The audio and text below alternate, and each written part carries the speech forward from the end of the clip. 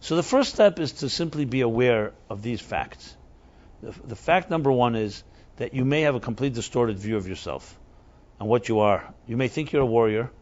You may think you've grown up in a battle zone. You may think life, the status quo of life, is negative. And know that may not be the case.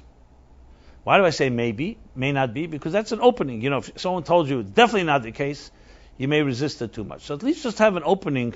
Let's open a window of an opportunity, of fresh air, that possibly you may not have it right. The next step is to learn what's an alternative. And let's say you meet somebody who grew up in a very different home than you did. And it's quite shocking. You suddenly compare notes and say, hey, here's a person who was born also into a home, like I was born, and their environment was not toxic. It was very nurturing. And you come to realize after a while that there's no difference in you and that other person. It's just simply the circumstances where you grew up. Now, I'm not suggesting that isn't a major effect, but you have the same birthright that person has. It was robbed from you. It was ripped away from you by unhealthy, toxic environment. I should add, just for the record, toxic environment doesn't always mean an abusive home. A toxic environment could also be a broken home. Parents getting divorced at an early age, or even not so early. Or other things, a loss, a death. Anything that in some way shattered the natural nurturing experience of a child. It could be anything. It could be a trauma. It could be direct abuse. It could be absenteeism. The list goes on. Just I wanted to make sure you don't limit it to any particular set of circumstances. So now, these two things, understanding that you may not be, your perception of yourself may not be completely accurate. And secondly, comparing to someone else.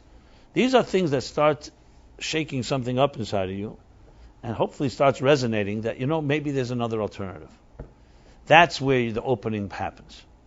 I've seen this many times in my life.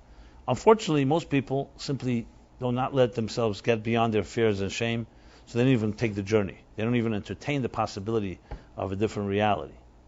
But those that do and start moving, what happens is, it's not an epiphany that happens overnight, but with a little time of exposure to these two possibilities, that your narrative may not be exactly accurate.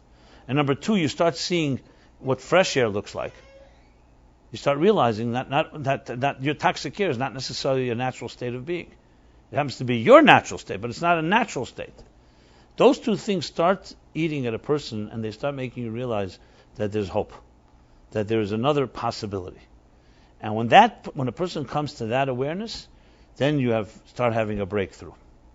Now, it may take time to get to that awareness. You may need more exposure, because first there's denial. You don't want to accept necessarily, because it's very painful to come to realize that 30 years, 20 years of my life, I've been living in somewhat of a delusion based on a shame, based on fears that I didn't even identify. So it's not easy just to wake up and say, one day, the whole thing was a lie. It's not. It's your whole life is based on it. Your whole story, your whole life story. The work you do, the people you've met, decisions you've made. That's why the point here is not some type of, as I said, cold turkey assault, full-out assault on your psyche.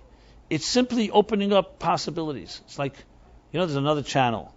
It's like climbing a mountain. You suddenly see a horizon you haven't seen before. You say, hey, wow, that's interesting. I always thought the horizon was that large, wide, and now I see it's much wider than I ever would expect.